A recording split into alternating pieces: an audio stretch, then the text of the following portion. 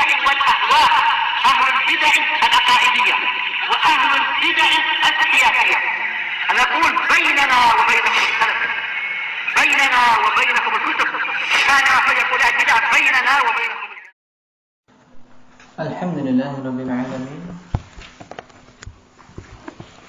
والصلاة والسلام على المبعوث رحمة للعالمين وعلى آله وأصحابه ومن تبعهم بإحسان إلى يوم الدين. أما بعد، عندك يا محمد Kalimbang.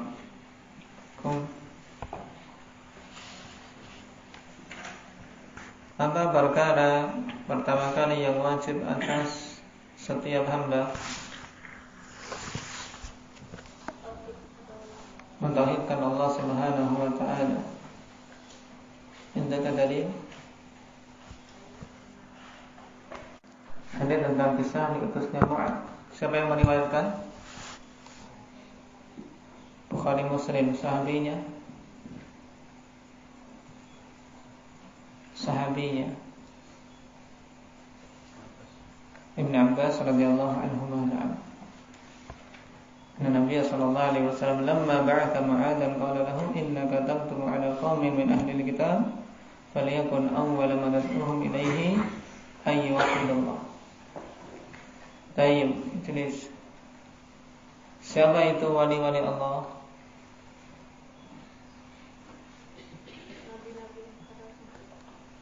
Nabi-nabi, para rasul itu sebagian dari wali-wali Allah. Secara umum, wali Allah itu siapa? Apakah cuma wali songo? Orang yang beriman dan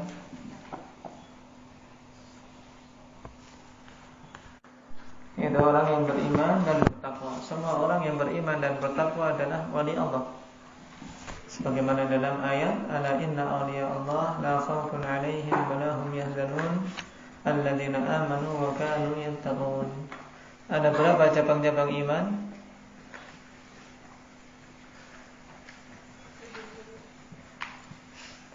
70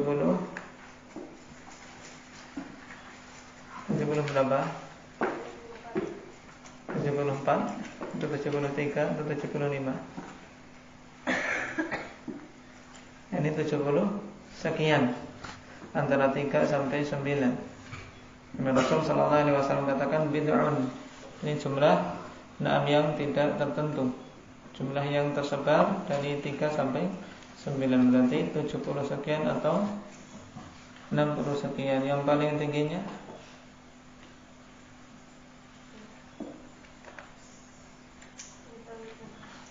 yang paling tinggi dari cabang-cabang iman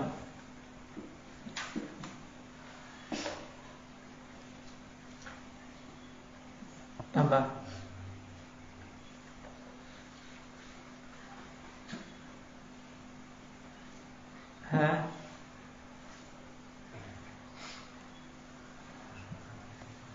Qaulu la ilaha illallah. Yang paling rendahnya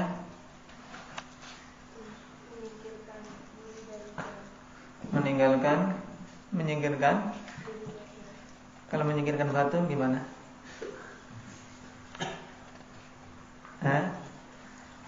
Menyingkirkan gangguan dari jalan, harus lurus. Nah, kalau ada batu, ada kayu yang menghalangi di jalan, disingkirkan, termasuk cabang-cabang keimanan. Ijlis nanti merwajah minimal evanifillah, poin-poin itu bisa. Dan dalilnya sebenarnya penting sekali. Nah,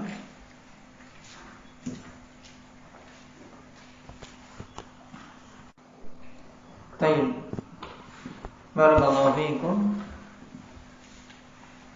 Kita masuk pada pembahasan berikutnya. Ma hiya sab'ul mubiqat? Apa itu 7 perkara yang mencelakakan?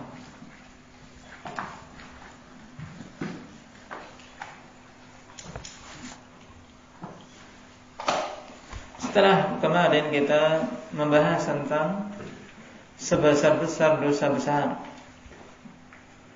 yaitu apa yang disebutkan oleh Rasul sallallahu alaihi wasallam dalam hadis Abi Bakrah radhiyallahu anhu, "Indak ya Faisal, menyekutukan Allah terus berdoakan kepada orang tua,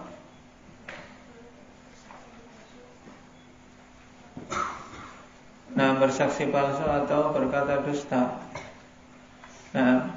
Cuman membaca, ya. Enggak perlu membaca ini. Baik. Sekarang kita masuk pada 7 perkara yang mencelakakan, yang juga termasuk dosa-dosa besar. Sebelumnya pengertian dosa besar itu apa? Yang dimaksud dengan dosa besar itu apa?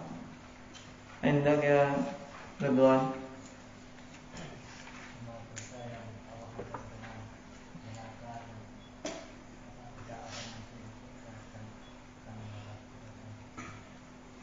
Semua dosa yang Allah Subhanahu wa taala ancam dengan neraka atau laknat atau azab atau tidak akan masuk ke dalam surga, dan semua ancaman-ancaman yang menunjukkan lebih dari sekedar apa? Sekedar maksiat biasa. Ini dosa besar.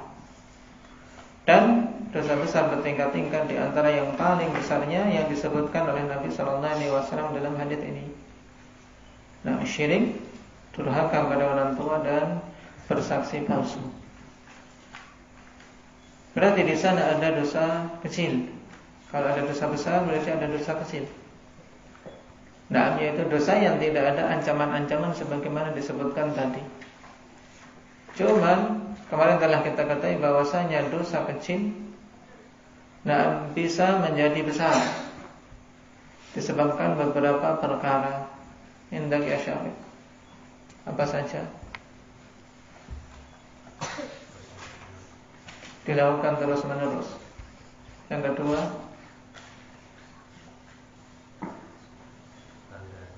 apabila bangga dengan perbuatan dosa tersebut. Yang ketiga, meremehkan dosa tersebut. Kemudian gembira dengan dosa tersebut. Terus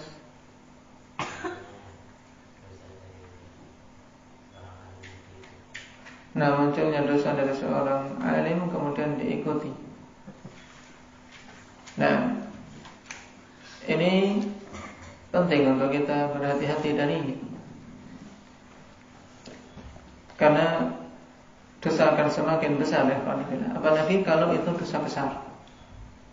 Kalau itu dosa besar akan semakin besar dengan perkara-perkara yang disebutkan tadi. Kalau ada peremehan atau yang dilakukan terus-menerus, waliyadzubillah.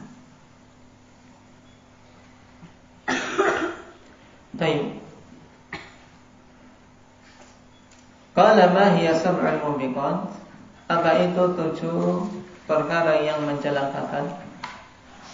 Wal jawab asyirku billah was-sihru wa qatlun nafsi allati harrama Allah illa bil haqq wa aklu malil yatim wa aklu riba wa tawalli yawm az-zahm wa qadful muhsanatil ghafilatil mu'minat. Di sini wa qadful muhsinatil ghafilatil mu'minat. Kama jaa dzalika fil Bukhari wa Muslim an Abi Hurairah radhiyallahu anhu. 7 perkara yang mencelakakan itu adalah yang pertama asyirku billah, menyekutukan Allah Subhanahu wa taala. Ini jelas merupakan perkara yang paling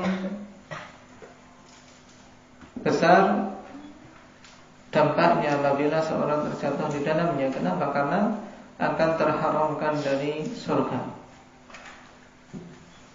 Kemudian as-sihr, sihir. Nah, baik itu mempelajari sihir atau menggunakan praktek sihir. Karena tidaklah seseorang mempelajari sihir kemudian bergelut dengan sihir kecuali dia harus kufur terlebih dahulu. Sebagaimana Allah Subhanahu wa taala katakan di surat Al-Baqarah, "Wa ma yu'allimani min ahadin hatta yaqula innama nahnu fitnatun fala takfur." Tidaklah kedua malaikat tadi, yaitu Harut dan Marut, mengajari manusia sihir kecuali mengatakan kami ini hanya ujian. Maka jangan kalian kufur. Itu jangan kalian mempelajari sihir ini sehingga kalian menjadi kafir. Nah, jadi harus kafir dulu baru bisa menjadi penyihir. Nah, karena memang sihir akhanifillah. Nah, yang dimintai tolong adalah syaitan dari kalangan jin. Dan telah kita lihat di bahwasannya sihir termasuk pembatal keislaman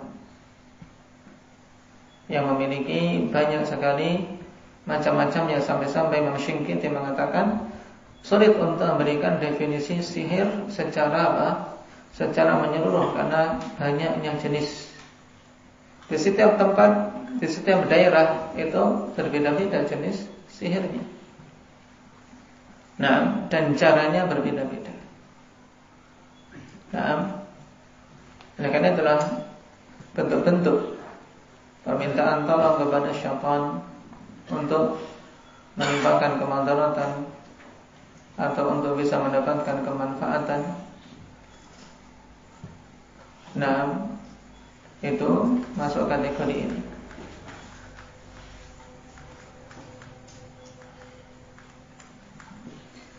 Qala wa qatlun nafsi allati harramallahu illa bil haqq. Dan membunuh jiwa yang Allah Subhanahu wa taala haramkan kecuali dengan hak. Membunuh manusia yang Allah haramkan untuk dibunuh, ini termasuk perkara yang mencelakakan.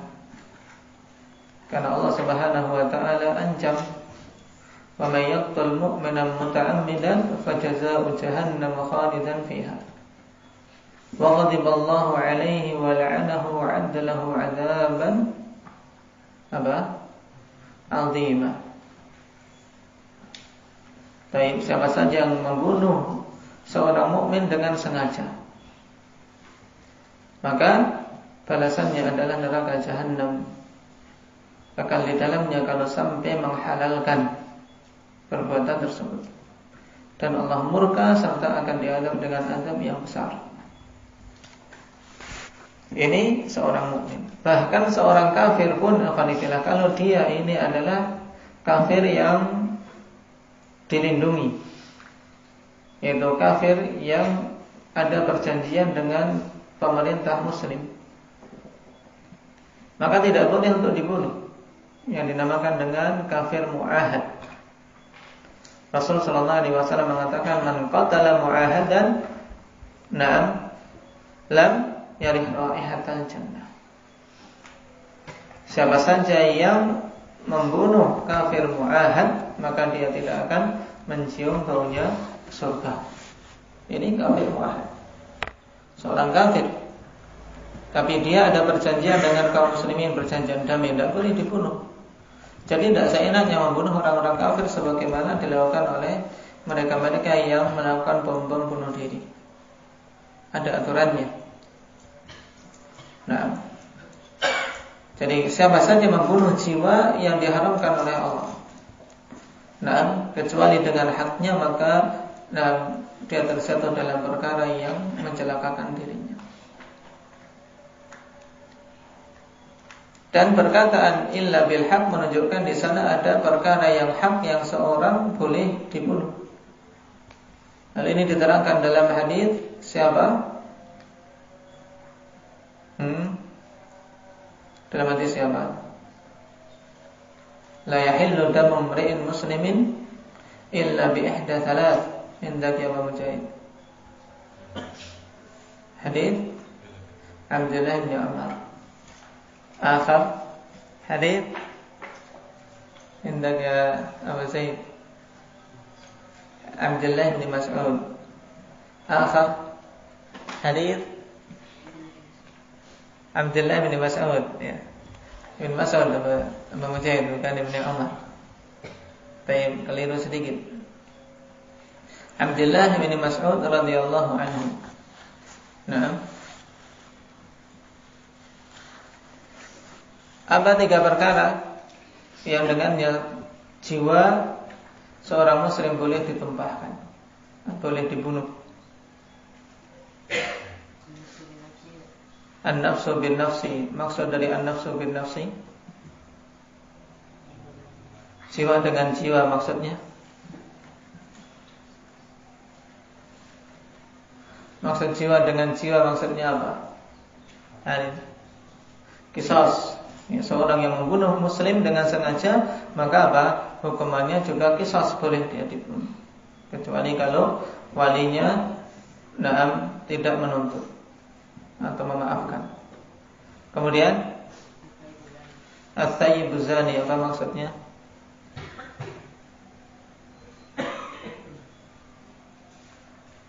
Apa maksud at-thayyib zani? Indah, Ridwan. Nah, orang yang sudah menikah, tapi dia masih berzina, ini juga dibunuh dengan hukum rajam. Kemudian yang ketiga apa? Hendak ya Wahyu.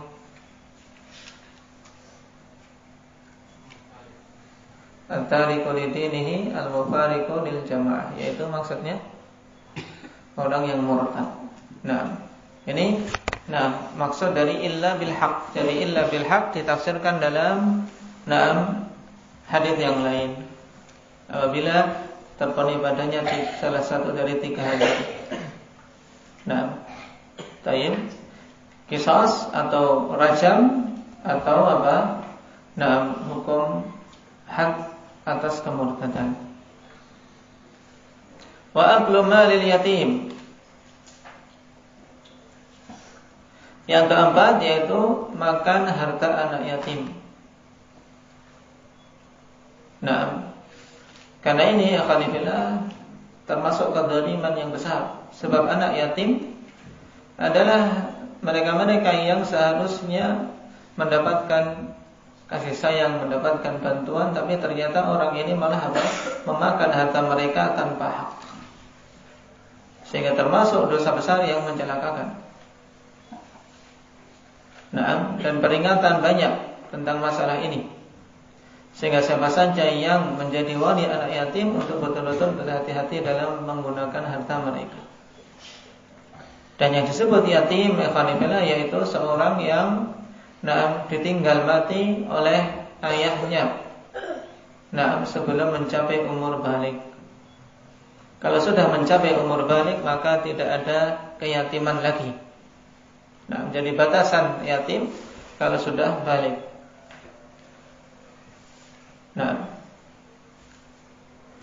Adapun ditinggal ibu, ini tidak masuk dalam kategori yatim, karena dalam istilah syariat tidak ada yang namanya piatu. Tidak ada yatim, yatim piatu kalau di bahasa kita. Yatim berhubungan dengan yang ditinggal oleh ayahnya. Karena ayah dialah yang menjadi menjadi tulang punggung untuk mencari maisha. Sehingga seorang yang ditinggal mati ayahnya ini yatim. Tapi kalau ditinggal mati ibunya tidak masuk kategori yatim. Qala wa aklu riba, dan memakan riba. Ini juga dosa yang sangat besar, yang siapa saja sampai terus-menerus melakukannya, Allah Subhanahu wa taala telah kobarkan peperangan dengannya. Fa in lam taf'alu fa'danu biharbin minallahi wa rasulih. Apabila kalian tidak mau melakukan perintah Allah untuk meninggalkan riba, maka umumkanlah peperangan dengan Allah dan Rasulnya. Dan tidaklah seorang memakan harta riba kecuali akan menjadikan semakin sedikit harta pada dirinya. Akibatnya mesti apa? Kekurangan. Akibatnya adalah apa? Kemelaratan. Itu pasti. Walaupun seorang melihat terkadang zahirnya dia banyak uang, tapi kalau bergelut dengan riba, hasil akhirnya adalah apa? Hasil akhirnya adalah kemelaratan, ketersedikitan. Karena melarat bisa saja dalam kondisi banyak harta, tapi apa? Jiwanya yang melarat, sehingga tidak pernah puas, tidak pernah ada qanaah dalam hatinya. Karena hakikat kemiskinan akhwanifillah yaitu tatkala seseorang tidak diberi qanaah, tidak diberi merasa cukup oleh Allah Subhanahu wa taala. Sebagaimana hakikat kekayaan yaitu kekayaan jiwa. Ketika seorang merasa cukup dengan apa yang Allah Subhanahu wa taala berikan. Qala wa tawalli yaumaz zahmi. Perkara berikutnya yaitu melarikan diri pada hari peperangan. Ya, ketika berkecamuknya perang, dia berpaling melarikan diri. Ini termasuk dosa besar. Kemudian waqaful muhsinatil ghafilatil mu'minat, dan menuduh wanita-wanita yang menjaga kehormatan dirinya yang lalai. Ghafilat yaitu yang lalai dengan apa? Dengan isu-isu seputar dirinya. Jadi dia tidak tahu apa yang diisukan tentang dirinya, tapi dia dituduh apa? Berzina. Ini maksud ghafilat. Ya, al-muhsinat yaitu yang menjaga kehormatan diri, tidak melakukan zina. Ghafilat yaitu orang yang dia tidak apa? Tidak tahu tentang isu-isu yang disebarkan. Berita-berita yang disebarkan tentang dirinya. Mukminat yang beriman. Seorang wanita yang sifatnya seperti ini dituduh, fulanah melakukan zina. Ini adalah apa? Sebesar-besar dosa besar juga. Dalam artian termasuk dari 7 perkara yang mencelakakan. Dan hukumannya akhwanifillah bagi siapa saja yang melempar tuduhan perzinaan tanpa saksi, Allah Subhanahu wa taala telah tetapkan hukum had, yaitu cambuk 80 kali. Hal ini sebagaimana dalam hadits Abi Hurairah Rasulullah sallallahu alaihi wasallam mengatakan ijtanibus sab'al mubiqat. Jauhilah oleh kalian 7 perkara yang mencelakakan, kemudian menyebutkan 7 perkara ini. Barakallahu fikum, nasallallahu al-afiyata wassalam.